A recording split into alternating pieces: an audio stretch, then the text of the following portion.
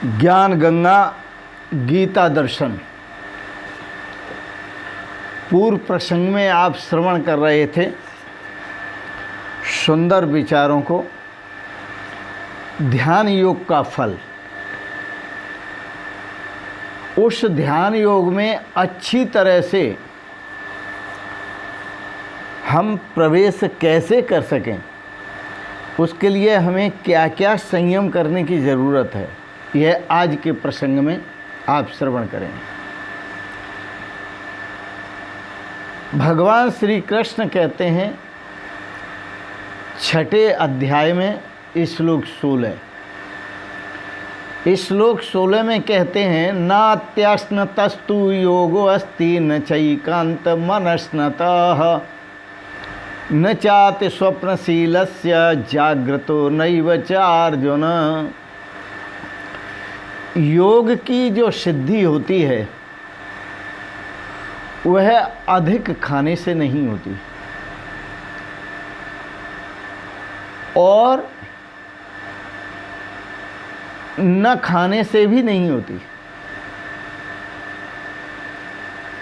और अल्प आहार करने से भी नहीं होती।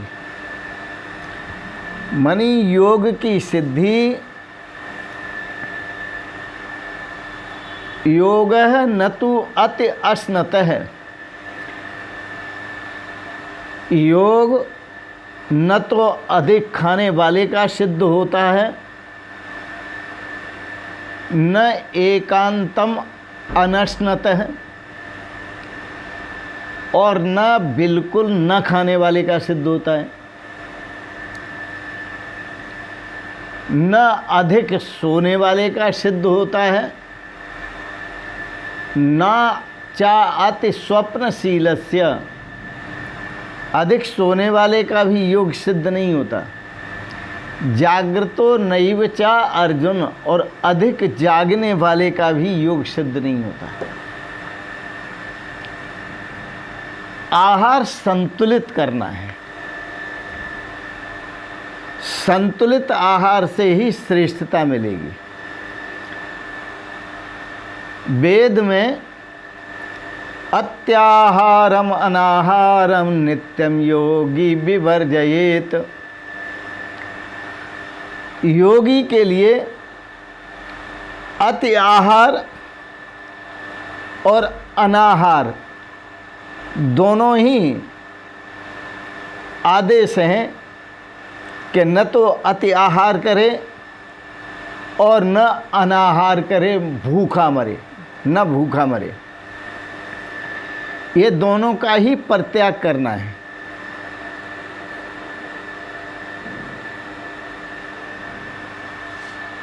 न अल्प आहार करे, अति आहार भी न करे, अनाहार भी न करे और अल्प आहार भी न करे।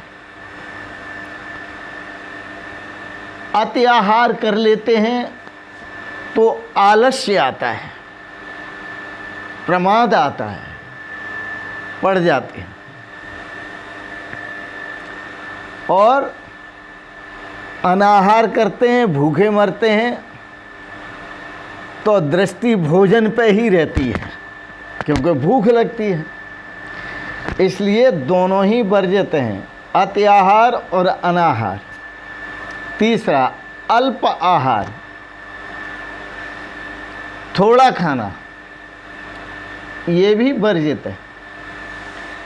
क्योंकि यदि आप इतना कम खा रहे हैं जिसको शरीर को पूर्ण आहार नहीं मिल रहा है, शरीर कमज़ोर होता जा रहा है, यह भी उचित नहीं है।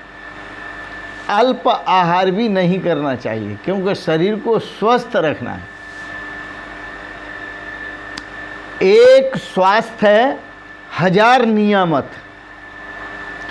एक स्वास्थ्य सही है तो हजार खुशियां साथ हैं, और यदि एक स्वास्थ्य सही नहीं तो हजार खुशियां भी साथ नहीं।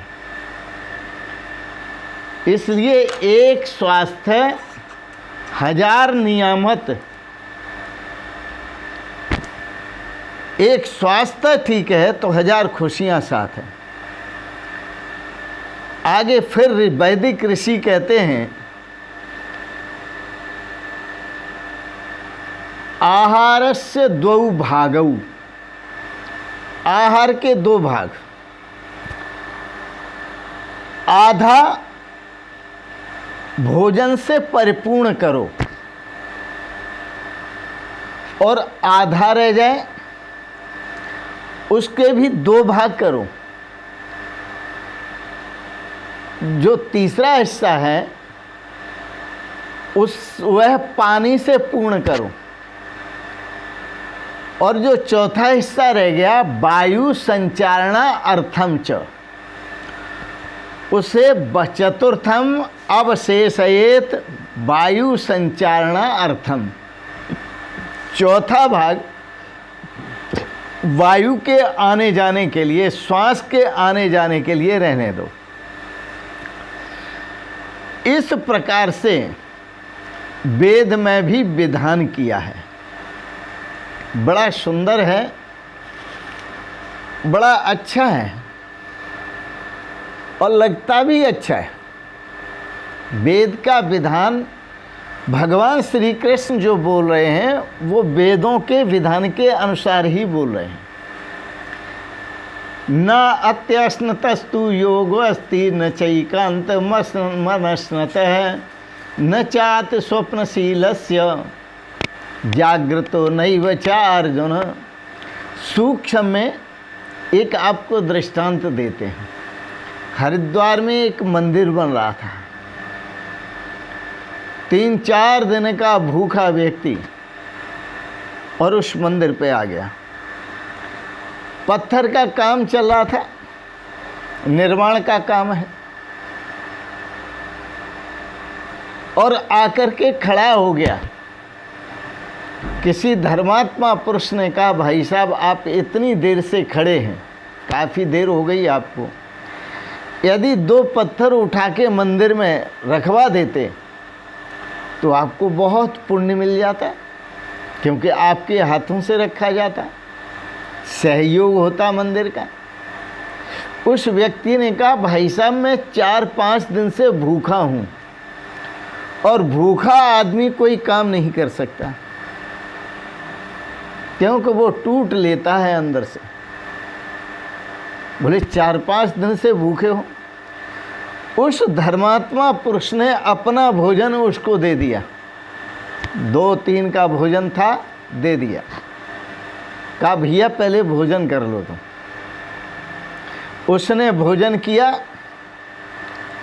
और 2-3 आदमियों का भोजन अकेला कर गया। जब भोजन कर लिया आराम से और जैसे निवृत्त हुआ तो धर्मात्मा पुरुष ने पूछा, भाई साहब पेट भर गया? बोले हाँ। भूख खत्म हो गई? बोले हाँ। तो अब तो भूखे नहीं हो? बोले नहीं। तो धर्मात्मा पुरुष ने कहा, आओ थोड़ा मंदिर में सेवा करो, पत्थर उठवाओ और रखो। वह व्यक्ति बोला, भाई साहब मेरा पेट इतना भर चुका है कि मैं झुक नहीं सकता, वजन नहीं उठा सकता। तो भूखा व्यक्ति भी कुछ नहीं कर, साधन नहीं कर सकता, और अधिक खाया हुआ व्यक्ति भी साधन नहीं कर सकता। इसलिए वेद में दोनों का निषेध किया। न अत्य अश्नतस्तु योगो अस्ति, अधिक खाने से योग की सिद्धि नहीं होती। न चैकांत मसनत, भगवान श्री कृष्ण कहते हैं, और न भूखा मरने से योग की सिद्धि होती है। न चात स्वप्नशीलस्य, अधिक सोने से भी योग की सिद्धि नहीं होती। और जागृतो नैव च अर्जुन, और अधिक जगने से भी नहीं होती। ठीक ठीक। और आपने क्या करना है? भोजन ठीक ठीक करना है, न अधिक करना है, न कम करना है, न ज़्यादा करना है। देखना है, इंद्रियों का भोजन दर्शन ठीक ठीक करना है, गलत नहीं देखना है, गलत दृष्टि नहीं करना है। कानों का भोजन भी ठीक ठीक होना चाहिए, गलत श्रवण नहीं, और कानों का भी श्रवण सही होना चाहिए। रसना का रस भी ठीक ठीक होना चाहिए, स्पर्श भी ठीक ठीक होना चाहिए।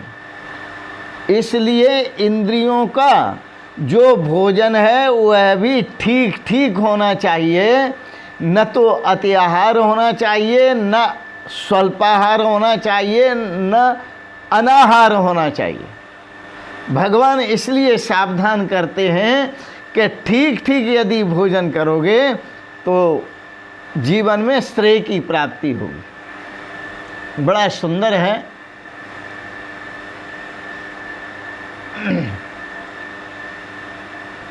इसलिए भगवान श्री कृष्ण ने कहा, न अत्यश्नतस्तु योगस्ति न चैकांत मरणस्नतः न चाप्ति स्वप्नशीलस्य जाग्रतो नैव च अर्जुन। आगे भगवान श्री कृष्ण कहते हैं, युक्ताहार विहारस्य युक्त चेष्टस्य कर्मसु युक्त स्वप्नावबोधस्य योगो भवति दुःखः। दुख को यदि नष्ट करना है तो युक्ति युक्त व्यवहार करो, युक्ति युक्त भोजन करो, युक्ति युक्त आहार करो, सब युक्ति युक्त सोवो, युक्ति युक्त जागो। इस पर व्याख्या 17वें श्लोक पर व्याख्या कल करेंगे। आज इतना ही। आपने बड़े प्रेम और श्रद्धा से गीता दर्शन पर विचार श्रवण किए, इसके लिए बहुत बहुत अनुग्रहित हैं। आपको अच्छे लगे आप इनको सब्सक्राइब करें, लाइक करें और शेयर करें। अंत में आप सभी को सादर प्रणाम करते हुए ओम शिवोहम शिवोहम शिवोहम।